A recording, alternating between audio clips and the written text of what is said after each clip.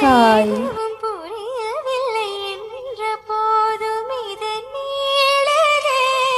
யாரென்று அறியாமல் பேர் கூட தெரியாமல் இவனோடு ஒரு சொந்தம் உருவாகுதே. ஏனென்று கேட்காமல் தடுத்தாலும் நிற்காமல் இவன் போகும் வழி எங்கும் மனம் போகுதே. பாதை முடிந்த பிறகும் இந்த உலகில் பயணம் முடிவதில்லையே. காற்றில் பறந்தே